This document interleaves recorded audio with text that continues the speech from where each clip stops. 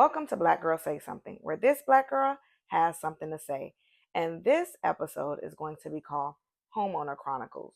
So I just want to use this episode to take you through my journey of home ownership and some key takeaways that I would give to someone who is purchasing a home. So stay tuned. So this month made 8 years since owning my home. And while it has been bittersweet, I want to talk about some of the sweet, some of the bitter, and everything in between. So the year is 2016. Home ownership is not so much at the forefront of my mind prior to 2016, but in this situation, having my daughter and my son, I wanted to be able to give them a stable home, a place that they could call home, a place that is comforting, a place that is safe, and a place that is secure. Because if you've lived anywhere for a for a period of time, you know that living somewhere and having to move is so. I hate moving. I don't know about anybody else, but I hate the idea of moving, especially if you live somewhere for a year, right? You've accumulated some things, you've accumulated memories, you grow into the space, and now you have to move. So for me, growing up, we moved so much and so frequently, we never got to really have attachments to anything. Or, if we had to move, we would put things in storage and maybe we lost the storage. And it's just not what I wanted for my children.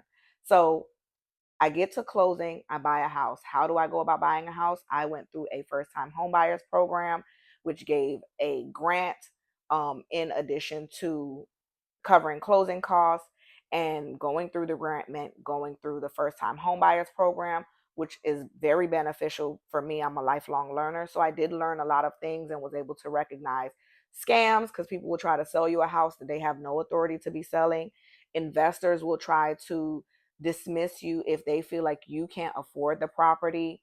There's racism, there's redlining, there's all of these different things that come into play. And so they taught us about those things through the homebuyer program.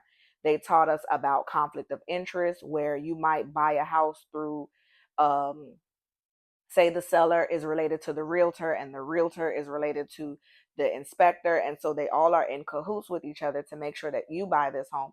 And then at the end of the day, you will end up not being happy with the home. So there was quite a few nuggets and takeaways that stuck with me through my process from when I got my pre-approval letter to getting to closing. Um, and the homeowners program did have a title agency for me to do my title with and to do my closing with as well. So my realtor, humble starting from the beginning, my realtor, she was a customer of my business and I knew she was a realtor. And the one thing that I'll never forget, and I know she won't either, is that she ended up coming to my housewarming, by the way, is I knew she was a realtor and I told her, when I buy a house, you're going to be my realtor. And I started my business in 2013. So this was 3 years prior to her helping me get to closing. The seller of this house, rest her soul, she passed away shortly after we purchased this house from her, after I purchased this house from her. But she said she knew that I had two children and she wanted to sell the house to a family. She did not want to sell it to an investor. Now, it is an old property and it was sold as is. So it had the original bathroom, it had the original windows, it had not the original roof, but a lot of things was original. Like the house had only just gotten central air in 2006 and it had that same unit still. I have since upgraded that unit. I have a new roof, I have solar panels. I got the bathrooms and the kitchen remodeled. It's a 3-2. Got all of that remodeled, and that even was a tumultuous process, which I'll talk about. Um, the house had carpet, had to rip up the carpet, found out it had terrazzo. I like that old homey feel that it had. Terrazzo keeps the house cooler. It's very low maintenance. So ripped up the carpet and found that I wanted to keep the terrazzo, and I got a company that repurposes terrazzo, and I still have terrazzo to this day. It's stone flooring. It's very, you can't recreate this type of look. But then fast forward, I recognize, like, I had my housewarming. I've hosted Thanksgivings here. I've hosted birthday parties, but it always stuck with me that when I would host something, a toilet would get backed up or the kitchen would get backed up. And after calling this certain plumbing company a few times, they said to me, hey, maybe you should call your insurance because insurance can sometimes help cover the cost of major jobs like this. So I call the insurance. The insurance comes out, their rapid response team, they give me a check for $400. With that $400, I use that to pay the plumbing company. I use that to pay the plumbing company so that we could camera the line. And when they cameraed the line, they found that there was a whole host of other issues within the plumbing drainage system. It's an old house, so like trees and weeds had then grew into it, and there was like some dips in the plumbing. And I called the insurance back and they told me, we don't fix plumbing. We don't cover that. And so I called the agent who sold me the policy and I let them know, hey, this is the issue that I'm having. The insurance said they don't cover plumbing, but I thought they did. I thought, this was in my policy. He told me what page to look at in my policy and said they do cover it. And I said, well, why are they telling me they don't? And he said, I can't give you any advice, but you have the right to get a public adjuster. And so I did. And so what public adjusters do, they work on the behalf of not the insurance, but on behalf of me as the client to help me recover what the insurance should pay according to my policy. I'll save you some of the details, but it started in 2019 and everything did not end until 2021. And of course, in between that time, there was COVID. The public adjuster had to get me with a lawyer. And with that lawyer, I had to pretty much sue the insurance, and they handled with the public adjuster all of that for me.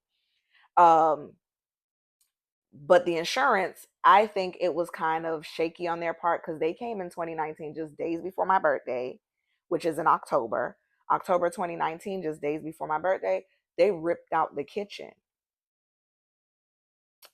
and left me with no kitchen. I had just went grocery shopping. When I say rip out the kitchen, they ripped it out. And that left me stuck because it's like, well, what do we do? And so the public adjuster is like, just keep tabs on, how much food you're spending money buying out. And then boom, COVID happened. And when COVID happened, it was like, yeah, there's only so much DoorDash you could do before you're spending more in the dashing than the actual food for a family of four. It just became it was very overwhelming. It's very much a time that I put in the recesses of my memory, so I don't want to get emotional talking about it, but it was very, very rough, like having to make sure you feed your kids and doing like, I bought like an air fryer and having like my kitchen, my stove and my fridge out of the kitchen in the living space because they gutted the kitchen and they deemed it like they had it covered with tarp because they said there was mold, and they essentially they found a cracked pipe in the wall, which made me call the insurance in the first place, was because the old kitchen cabinets were like deteriorating and I'm like, I don't see any water, it's not leaking. And so it garnered a whole lot of conversation between myself, the insurance, the public adjuster, the lawyer's office, and it never really went to trial because that's where they were going, but because of everything with COVID, they ended up settling. And they tried to get me to settle 3 times. And I guess you could say third time's a charm because that was the one that made the most sense after I got, contractors involved and I got estimates. Now, pause, put a pin in contractors. When you have to do something to your house, you don't want to let the contractors know where you're getting the money from, because the first contractor gave me such a big estimate that the insurance was like, that's impossible. And not knowing that they were really trying to whoop me, because in conversation it did come up that I'm having to sue the insurance.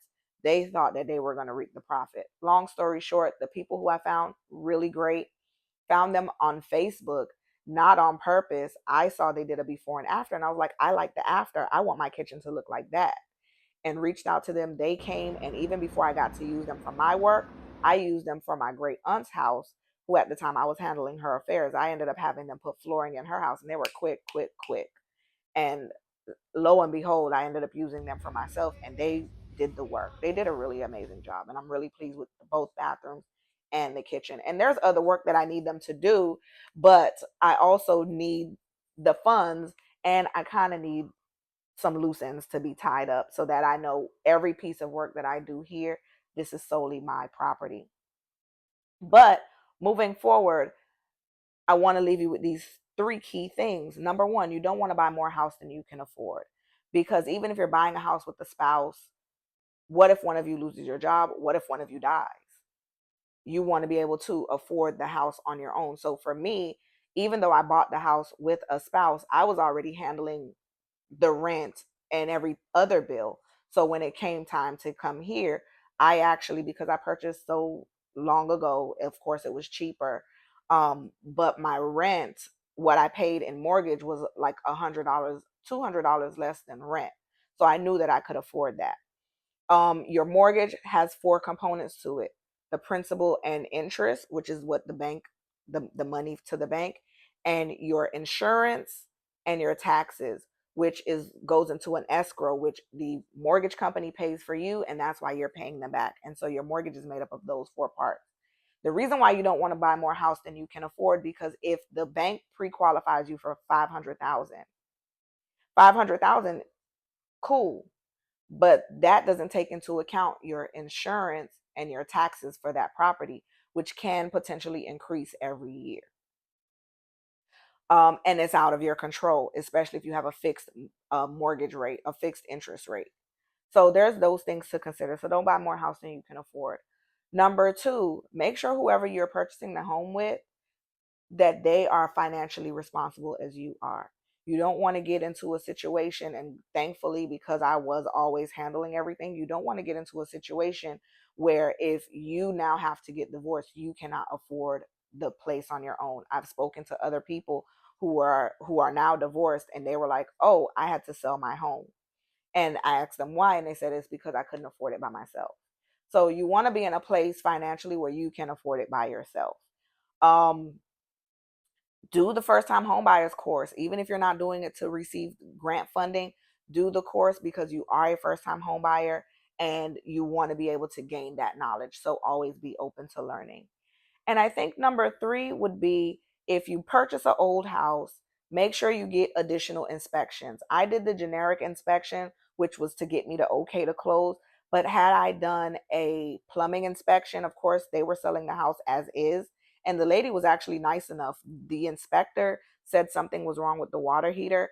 And she actually, after I closed on my house, she actually mailed me a check to get a new water heater and a washer and dryer, which I ended up putting it towards my mortgage. I'm sorry. A first time home buyer. So I put it towards my mortgage, first time home buyer. But going forward, I would like to buy additional property. And if I bought an old house, because to me, buying an old house in South Florida means it's been through some hurricanes. So if I bought an old property, I would probably gut it. And of course, be in a financial situation where I can put everything new, new plumbing, new everything, but just keeping the foundation, or buying a piece of land and putting maybe like some type of mobile structures on it. I don't think I want to purchase a pre-construction home because I've seen the inspections of those and sometimes it doesn't always pan out the way you want it to. So that's what I would do. But if something was said that encouraged you, share this episode with at least one person. Remember, we post an episode over here on YouTube every last Friday of the month. And don't forget to like, share, and subscribe because engagement matters. And I'll leave some links in the description of this episode so you can follow us on TikTok, like us on Facebook, and even get subscriber only access to the podcast, which airs every Friday at 1 p.m. Eastern Standard Time. So thank you for tuning in because this Black girl has something to say.